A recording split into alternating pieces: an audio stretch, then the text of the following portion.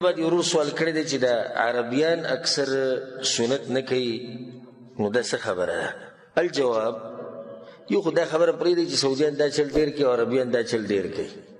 خپل ځان ته که ته غواړي چې خپل ګریوان کې سړی وګوري چې ما کې کم کمی دی، خو دوه خبرې راټینګې کړي، او دوی سنت نه کوي، دوی سنت نه کوي. داسې عام تپوس وکړي چې سړی سنت نه کوي، دې څه دغه دی؟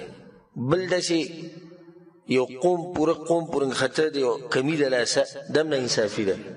او موږ کې چې کمې کمیانې دي هغه خصوصا د سعودیانو کې چې کم کمیانې دي د هغې په مخ کې زموږ هغه داسې لکه غرونه. یو سړی سنت پرېږدي دا کمی دی. زه دې مسلې ته راځم.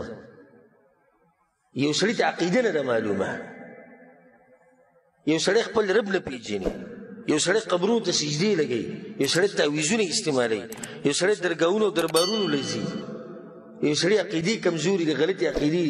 دا غټ نقصاني که دا غټ نقصاني ده سنت چې نه کوي. نقصاني دا ده چې عقیده یې نشته.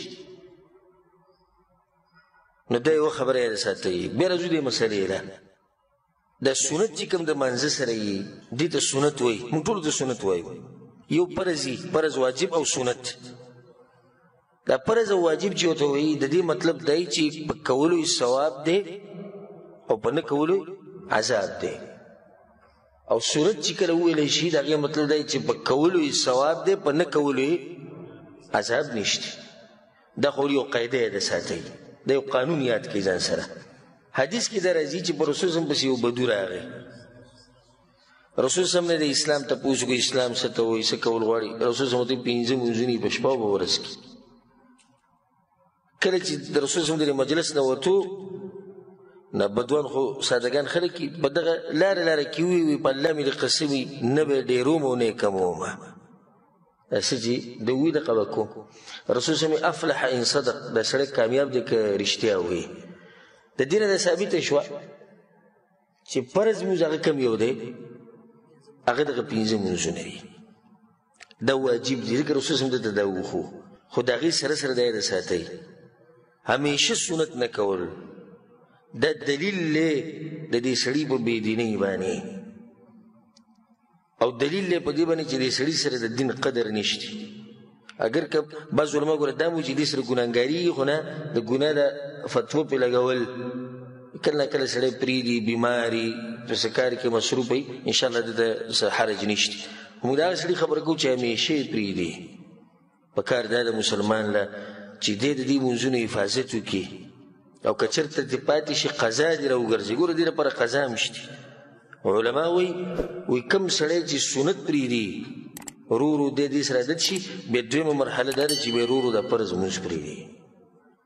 طبیعي طبیعي دروازه ده چې کله سړی د سنت همیشه پرېږدي. ځکه امام ابن حجر رحمه الله د دغه اعرابي د حدیث چې کوم دی د بدو د دې شرح یې کوله، هغې کې بیا دا خبره کړې ده کوم سړی چې همیشه د سنت پرېږدي د سستۍ د لاسه د بې رغبتۍ د لاسه، نو دا فسق او فجور دی. وایي دا فسق او فجور دی، او په دې باندې وعید راغلی دی.